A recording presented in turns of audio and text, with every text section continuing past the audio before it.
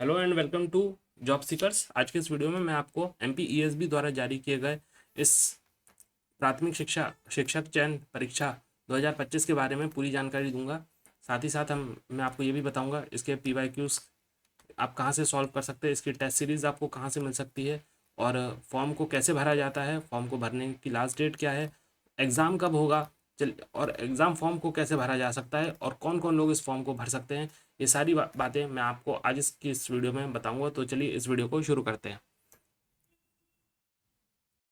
तो इस फॉर्म को भरने की प्रारंभिक तिथि जो है वो आपको 18 जुलाई से चालू हो गया है ये फॉर्म भरना, और फॉर्म भरने की अंतिम तिथि आपको 1 अगस्त 2025 है। तो भरने के लिए आपके पास मात्र 12 से 13 दिन का टाइम है।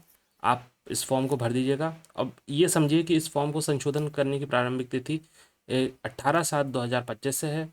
आप और जब आप फॉर्म भर लेंगे, फॉर्म भरने के बाद मान लीजिए आपने कुछ गलत कर दिया है तो उसको आप 6 अगस्त तक सुधार सकते हैं। संभावित परीक्षा अब जो टेंटेटिव एग्ज़ाम डेट है वो आपकी 31 ऑफ अगस्त से चालू हो जाएगा, जो कि परिवार रविवार के दिन आपको बेसिकली होता है। अब इसमें जो एग्ज़ाम फीस है वो अनारक्षित यानी कि अनरिजर्व्ड कैटेगरी के लिए 500 रुपये रखी गई है।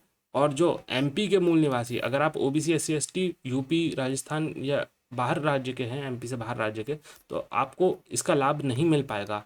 आपको एमपी की डोमिसाइल होना आपके पास ज़रूरी है, तभी आप S C S T O B C का फ़ायदा उठा सकते हैं। और आप अगर एमपी के सिटीज़न हैं और OBC S C S T या दिव्यांगजन हैं तो आपके लिए ये फॉर्म 250 रुपये का है। तो अब ये एग्ज़ाम किस तारीख से शुरू होगा, जैसे कि मैंने बताया 31 अगस्त से चालू हो जाएगा। ये एग्ज़ाम 2 पालियों में होगा, यानी एक दिन में 2 एग्ज़ाम होंगे। इसका मतलब ये नहीं है कि आपको दोनों टाइम एग्ज़ाम देना पड़ेगा। आप 2 पालियों में एग्ज़ाम होंगे। पहली पाली जो होगी 8:30 से 10 बजे के बीच होगी, और दूसरी पाली जो होगी वो 1 बजे से 2:30 बजे के बीच होगी। आपको इस बीच 10:20 से लेकर के 10:30 तक, यानी 10 मिनट में आपको महत्वपूर्ण निर्देश पढ़ने का समय मिलेगा। और उत्तर अंकित करने का समय आपको 10:30 से 12:30, यानी कि 2 घंटे का पेपर है। 2 घंटे का टाइम मिलेगा इस पेपर को सॉल्व करने के लिए। और जिन लोगों को दूसरी पाली में पेपर मिलेगा उनको 2:30 से 3 बजे तक, यानी कि अगेन 10 मिनट का ही टाइम मिलेगा निर्देश पढ़ने के लिए। और 3 बजे से लेकर 5 बजे तक, यानी कि 2 घंटे वो एग्ज़ाम देंगे। अब हम जरा इस एग्ज़ाम के क्वालिफिकेशन की बात कर लेते हैं कि इसको कौन लोग इस एग्ज़ाम फॉर्म को कौन लोग भर सकते हैं। तो सबसे पहले समझते हैं कि यह निर्देश उन आवेदन पे उन एप्लीकेंट्स पे लागू होते हैं जो मध्य प्रदेश शासन स्कूल शिक्षा विभाग के अंतर्गत प्राथमिक शिक्षक पद पर सीधी भर्ती बैकलॉग या प्राथमिक शिक्षक परीक्षा द्वारा आवेदन कर रहे हैं। तो देखिए, एक होती है सीधी भर्ती और एक होती है संविदा भर्ती। आप सभी लोग सीधी भर्ती में जाना चाहेंगे। अब इस पद का विवरण ये है कि ये प्राथमिक शिक्षक है, यानी प्राइमरी टीचर के लिए ये क्लास सी यानी थर्ड कैटेगरी की पोस्ट है। इसमें आपको इसकी शैक्षणिक और व्यावसायिक अर्हता यानी क्वालिफिकेशन के बारे में अगर हम समझें तो आपके पास स्टेट टीचिंग एलिजिबिलिटी टेस्ट जो एमपीईएसबी कराता है वो क्वालिफाई होना चाहिए। और दूसरा एवं प्राथमिक शिक्षक 2018 एवं संविधान पर 8, इन दोनों में से कोई एक चीज़ होनी चाहिए। दूसरी चीज़, आपके पास कम से कम 50% आपने हायर सेकेंडरी 12th में आपके 50% कम से कम होने चाहिए। और प्रारंभिक शिक्षक, अब ये सबसे इम्पोर्टेंट चीज़ है, प्रारंभिक शिक्षा में 2 वर्ष का डिप्लोमा या विशेष शिक्षा में 2 वर्षीय डिप्लोमा या उसके समकक्ष किया हो, या तो आपने डी एड किया हो या डी एल एड किया हो, डिप्लोमा इन एजुकेशन या डिप्लोमा इन एलिमेंट्री एजुकेशन, इन दोनों में से कोई एक चीज़ आपने करी हो, तब आप इस फॉर्म को भर सकते हैं। अथवा अब वैसे आपके पास ये दोनों चीज़ें होनी चाहिए, स्टेट एलिजिबिलिटी टेस्ट का सर्टिफिकेट होना चाहिए, और दूसरी चीज़ आपके पास प्राथमिक शिक्षा भर्ती परीक्षा 2000 इन में से कोई एक चीज़ हो। पहले तो आपके पास ये है, और दूसरा आपके पास इनमें से कोई एक चीज़ होनी चाहिए, यानी कि ये दोनों चीज़ें आपके पास होनी चाहिए। अब हम बात करें सेकंड की, कि 45% आपके अगर हायर सेकेंडरी में है तो एनसीटी विनिमय 2002 के अनुसार आपकी प्रारंभिक शिक्षा में 2 वर्षीय डिप्लोमा आपके पास होना चाहिए, यानी कि अगेन आपके पास डीएलएड या डीएड होना चाहिए। 50% आपके अगर 12th में आया है तो 4 वर्षीय स्नातक उपाधि यानी BLED होना चाहिए आपके पास, बैचलर ऑफ एलिमेंट्री एजुकेशन। अब अगर आप स्नातक हैं, स्नातक उपाधि है आपके पास, तथा प्रारंभिक शिक्षा में 2 वर्षीय डिप्लोमा अथवा इसके समकक्ष है, तो आप अप्लाई कर सकते हैं। और इसमें सबसे जानने वाली बात यह है कि अनुसूचित जाति, अनुसूचित जनजाति, अन्य पिछड़ा वर्ग यानी SC ST OBC और दिव्यांगजन अभ्यर्थियों को शैक्षणिक योग्यता के अर्हता 5% तक की छूट दी जाएगी। तो जो SC ST OBC या दिव्यांगजन कैंडिडेट्स हैं उन लोगों को 5% की छूट दी जाएगी। अगर उनके पास 45% नहीं है तो वो 40% पे भी उनका काम हो जाएगा, और 50% अगर उनके नहीं है तो 45% पे भी उनका काम हो जाएगा। तो अगर आपके पास ये शैक्षणिक अर्हता नहीं है तो आप इस फॉर्म को अप्लाई नहीं कर सकते। मैं आपको फिर से बता दूं शैक्षणिक अर्हता क्या होती हैं, इसको मैं थोड़ा फिर से एक्सप्लेन कर दूं कि आपके पास स्टेट एलिजिबिलिटी टेस्ट होना चाहिए, स्टेट जो स्टेट टीचर एलिजिबिलिटी टेस्ट या फिर सेंट्रल टीचर एलिजिबिलिटी टेस्ट, इनमें से कोई एक चीज़ होनी चाहिए। साथ ही साथ आपके पास जो है वो 50% आपके 12th में आए हो, और 12th आपकी 50% के साथ, और साथ में डीएड या डीएलएड। अगेन आपके पास अगर 12th में 45% आए हैं तो आप, और साथ में आपके पास डीएड या डीएलएड होना चाहिए। तो और SC ST के कैंडिडेट्स के लिए 5% की दोनों में छूट है। और इस, अब अगर हम बात करें कि आयु सीमा की, आयु सीमा आपके पास न्यूनतम 21 साल होना चाहिए, और मैक्सिमम आप 54 तक की एज में जो MP के डोमिसाइल के पर्सन हैं, MP के कैंडिडेट्स हैं, वो दे सकते हैं।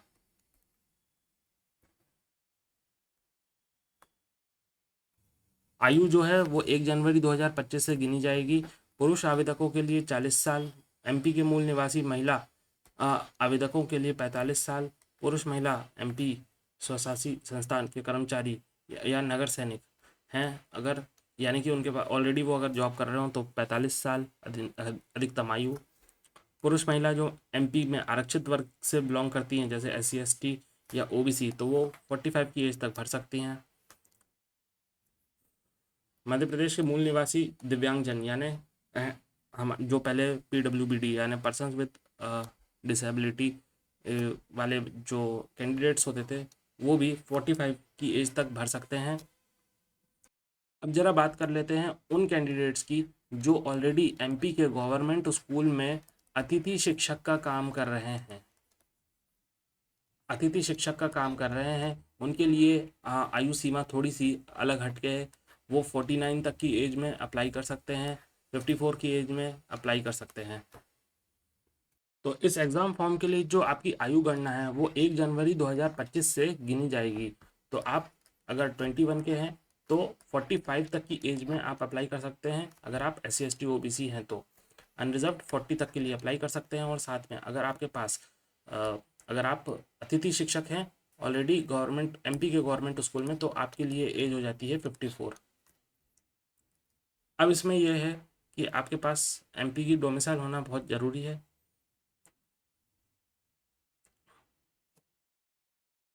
अब अगर हम बात करें कि अगर आप विक्रम अवॉर्डी विनर हैं तो आपको 5 साल तक की छूट मिल जाएगी। अगर आप स्पोर्ट्स पर्सन हैं तो आपको 5 वर्ष तक की छूट मिल जाएगी। जैसे कि एग्जाम्पल के तौर पे अगर आप अतिथि शिक्षक हैं गवर्नमेंट स्कूल में, तो 54 अगर एज है आपकी और आपके पास विक्रम अवार्ड है तो आपको +5 ईयर यानी कि 61 तक की छूट मिल जाएगी, 59 तक की छूट मिल जाएगी। खैर 1 साल में आप क्या ही जॉब कर पाएंगे। तो ये सिर्फ एक हाइपोथेटिकल सिचुएशन थी। नेक्स्ट हम बात करें अगर, तो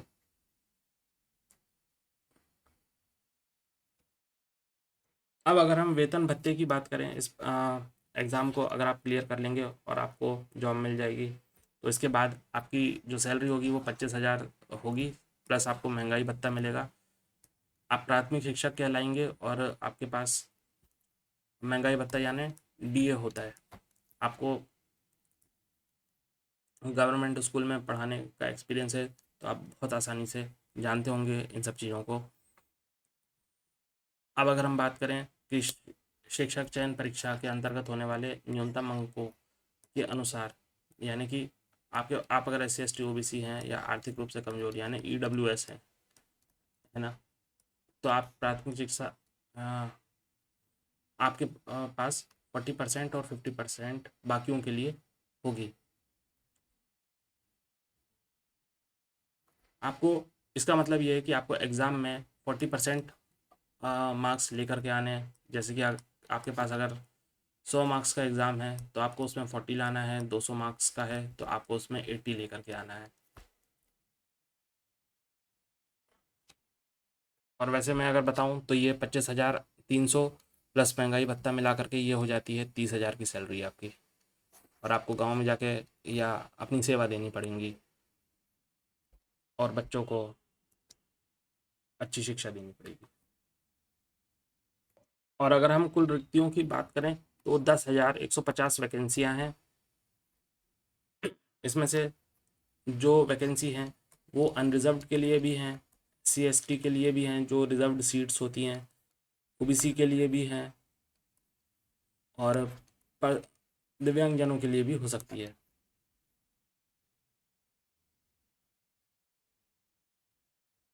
तो ये वीडियो बस यहीं तक। अगर हम समराइज़ करें तो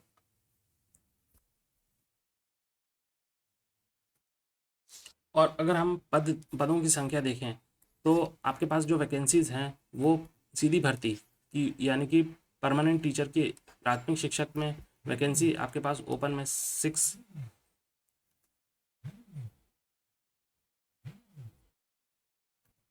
तो 4,060 वैकेंसियाँ हैं आपके पास। अनारक्षित वर्ग के लिए 630 वैकेंसियाँ हैं, महिलाओं के लिए 623 वैकेंसियाँ हैं। बाकी ये सब आप देख लीजिए, ये आपको वैकेंसीज मिल जाएंगी।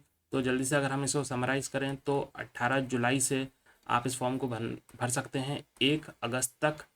और आपके पास 6 अगस्त तक इसमें अपने फॉर्म में किए गए गलतियों को सुधार सकते हैं। फिर 31 अगस्त यानी संडे के दिन आपको इसका पेपर मिलेगा। इस पेपर को करने के लिए आपके पास 2 घंटे का समय होगा। 10 मिनट आपको एक्स्ट्रा शुरू में मिलेंगे अगर आप इसको पढ़ेंगे, आप ताकि निर्देश पढ़ सकें। वैकेंसी आपके पास 10,150 वैकेंसियाँ हैं। और इस फॉर्म को भरने के लिए आपकी उम्र 21 से 45, और अगर आप गवर्नमेंट शिक्षक हैं तो 54 साल है। आप और अगर आप दिव्यांगजन हैं तो उसमें 5 साल आपको एक्स्ट्रा मिल जाएगा। इसकी क्वालिफिकेशन आपके पास 12th, D.Ed, DL.Ed या BL.Ed है। इसमें आपको जो सैलरी है अराउंड 30,000 के आसपास मिलेगी।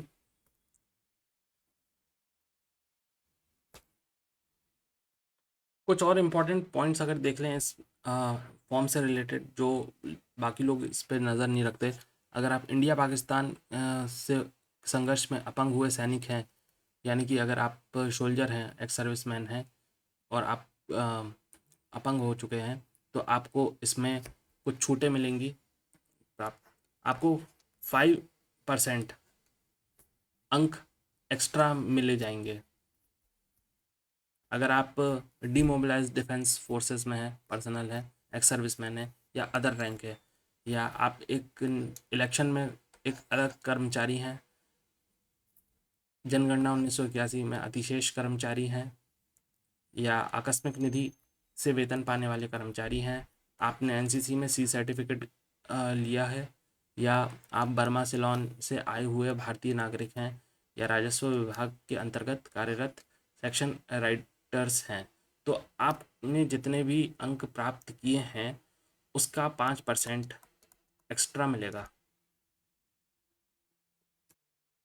अगर आप इनमें से कोई भी हैं तो आपको जो छूट है वो ये मिलेगी कि आपके लिए 55 वर्ष, यानी मूलतः ये सैनिक लोगों के लिए हैं, और जो वो सैनिक जो हैंडीकैप हो चुके हैं लड़ाई में दूसरे देशों से लड़ने में, आर्मी में, तो उन लोगों के लिए अ, जो निर्धारित है वो 55 ईयर्स है। और अगर उनको जितने भी अंक प्राप्त करते हैं वो प्राप्तांक में से 5% अतिरिक्त अंक प्रदान किए जाएंगे।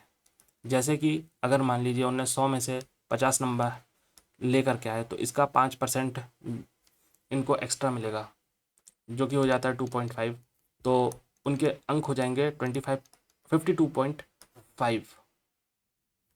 इस तरह का उनको बेनिफिट मिलेगा। अगर कोई व्यक्ति है जो दिव्यांगजन है और वो आर्मी से रिटायर्ड है और उसने अपनी भूतपूर्व से सेना में अपनी सेवा दी है, और अगर वो इस परीक्षा में 60% अंक लेकर के आते हैं तो उसका 5% जो कि 3 होता है तो